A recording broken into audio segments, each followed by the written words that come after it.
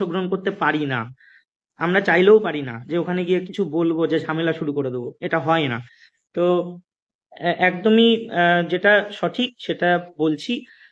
SSC chairman নেই, secretary sir দায়িত্বে রয়েছেন। উনি উনি সম্ভবত এই মানে চালিয়ে নিয়ে যাওয়ার ব্যাপারে কতটা উনি মানে আমি কাউকে বলছি না, কিন্তু বাস্তব এটাই যে উনি একা কোনো সিদ্ধান্ত নিতে পারবেন না। ঠিক আছে। আহ, মানে মুখ্যমন্ত্রীর যে দপ্তরগুলো এখন মুখ্যমন্ত্রীর হাতে রয়েছে, সেখানে নিশ্চয়ই পূর্ণ মন্ত্রিসভা গঠন হবে। আম, শিক্ষা দপ্তরের গোটা প্যানেল যারা আধিকারিক, তাদের নিশ্চয়ই চেঞ্জেস তো আনবেই।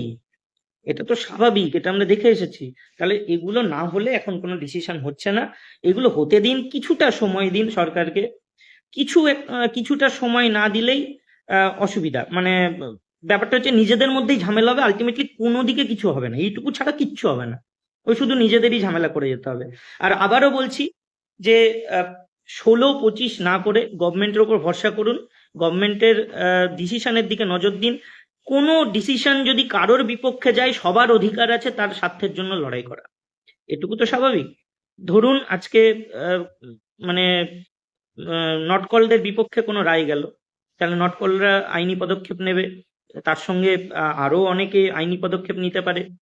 ধরুন আজকে যারা 2025-এ মানে সিলেকশন নতুন করে পেয়েছে, ধরুন 16ও ফিরলো না, 25ও কোনো একটা গন্ডগোলের দিকে এগোলো, তাহলে তারাও আবার এগোবে। 2025-এ যারা ফ্রেশার্স এমপ্যানেলড, তাদের কি দোষ? তারাও তো এমপ্যানেলড হয়েছে, তারাও আইনি পদক্ষেপ এগোবে যদি কোনো বিতর্কিত কিছু হয়। আমি বলতে চাইছি অপেক্ষা করুন এখনই। আর ফেসবুক, হোয়াটসঅ্যাপ, এই যে বিভিন্ন সময়ে বিভিন্ন ভয়েস মেসেজ আসছে, বিভিন্ন সময়ে কিছু কিছু পোস্ট আসছে, 2025 ক্যান্সেল, SSLC 3 হবে, একটা পোস্ট। কেউ বলছে নটকলদের আর কোনো গতি নেই, সব শেষ হয়ে গেল, জীবন এখানেই শেষ, 2025-এ যারা পাবে তাদের ধন্যবাদ, মানে তাদেরকে অভিনন্দন।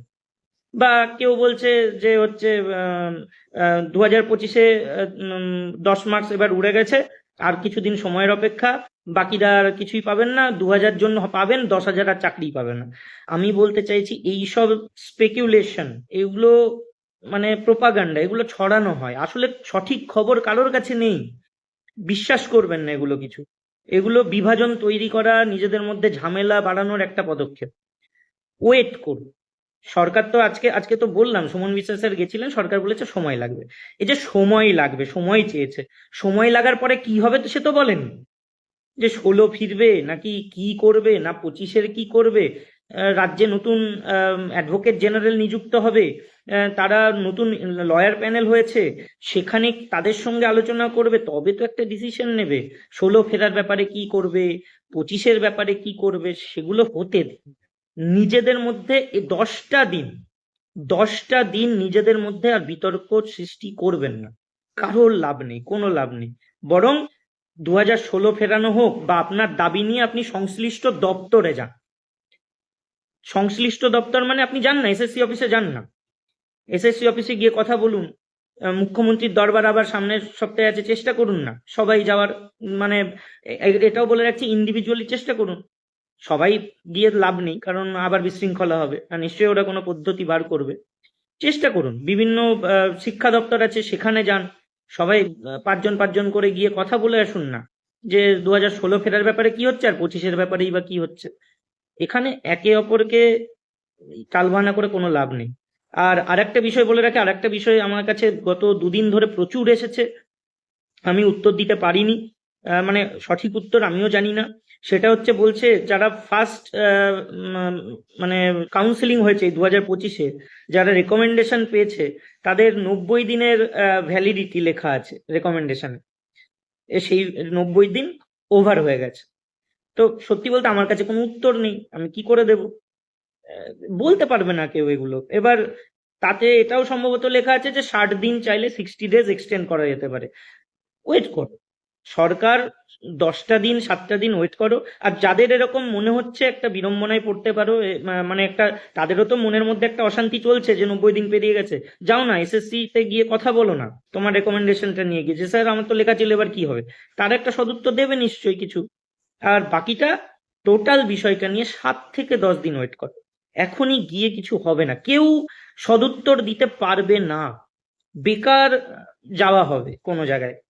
সত্যি কথা এটাই, যেহেতু পূর্ণ মন্ত্রিসভা হয়নি, কোনো আলোচনা হয়নি, কোনো সিদ্ধান্ত আসেনি, তাই সবাই বলবে আমরা দেখছি, আমরা আলোচনা করব, আমাদের সামনে মিটিং আছে, আমরা মিটিং করে তারপরে দেখব কি করা যায়। এইটুকুই, সময় দাও আমাদেরকে, এছাড়া তো আর কিছু বলতে পারবে না এখন। এইটুকু জেনে 7 থেকে 10টা দিন মিনিমাম একটু অপেক্ষা করো। আর আহ, এই টালবাহানা সত্যি আর ভালো লাগছে না। এই আসল কথা, সত্যি বলতে অনেক মানে এত বিভাজন তৈরি হয়ে গেছে 16 আর 25 নিয়ে, যে যদি মানে বললেও বিপদ, না বললেও বিপদ। এখন যদি কোনো একটা মানে ভেবে বলতে হয় অনেক কিছু, আগেও ভেবেই বলতাম, কিন্তু এখন আরো হয়ে গেছে যে একটা শব্দ যেন মুখ দিয়ে এমন না বেরিয়ে যায় যেটা নিয়ে আবার শুরু হয়ে যাবে, এটাকে কাট করে বিভিন্ন গ্রুপে গ্রুপে যেমন হয় আর কি। যেমন লিখেছিলাম, আমি আর বলেই দিচ্ছি, একটা লিখেছিলাম একটা নট কল ফর গ্রুপে, আমি একটা পোস্ট, যে আপাতত সরকারের কাছে গিয়ে বলবো যে 2016 যোগ্য চাকরিহারাদের পুনর্বহাল বা চাকরি নিশ্চিতকরণ, এইটা আমাদের একটা দাবি থাকবে এই মুহূর্তে সরকারের কাছে। 2025 নিয়ে এখন এই মুহূর্তে কিছু বলবো না, এরকম একটা লিখেছিলাম। তাতে রিপ্রেজেন্টেশনটা এমন হলো, বিভিন্ন গ্রুপে গ্রুপে ওটাকে রেড আন্ডারলাইন করে পাঠিয়ে দেওয়া হলো, যে তার মানে মঞ্চ বা মঞ্চের নেতৃত্ব 2025 চাইছে না, 2025 ক্যান্সেল করতে চাই। ওরম কি কোথাও লেখা আছে? সরকারের কাছে তুমি এখন কি চাইতে পারো?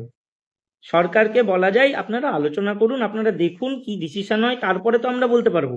আমরা জানিই না সরকার কি করবে, তার আগে কি করে কি বলবে বলো তো? তাহলে সেটুকু তো অপেক্ষা করতে হবে। আমরা তো ওই বার্তার জন্য ওয়েট করে আছি যে সরকার কি চাইছেন, সরকারের মোটিভটা কি, সরকার কিভাবে সকলকে সুরাহা দিতে পারে, এটাকে জানতে হবে। তারপরে না ইয়ে হবে। অনেক ফ্রেশার্স এমপ্যানেলার রয়েছে যারা আমার ফেসবুকে এসে সারাক্ষণ লিখছে। আজকেও গেছিলাম, প্রচুর জন আমাকে বলছে যে হচ্ছে দাদা 2025-এর কি হবে। আমি একই কথা বলেছি, দেখো বাস্তব কথা, 2025 যেটা প্রথমেই বললাম, 2025 কি হবে এটা তো সুপ্রিম কোর্ট ঠিক করবে, বাকি কেউ নয়, এটা বাস্তব। আর 2016-র কি হবে সেটাও সুপ্রিম কোর্ট ঠিক করবে, শুধু সরকারের সদিচ্ছা লাগবে। সরকারের সদিচ্ছা আর সুপ্রিম কোর্টের মানে সুবিচার, এই দুটো থাকলে তবেই সম্ভব, নাহলে তো হবে না, এটা আমরাও জানি।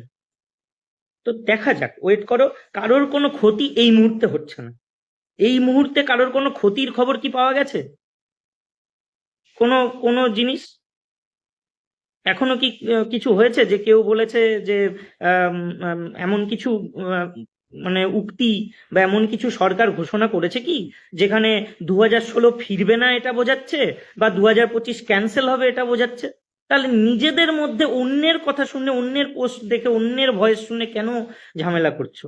সরকারকে একটা কিছু বলতে দাও, তারপরে সেটা নিয়ে লাফিয়ে পড়ো যে যার মতো করে।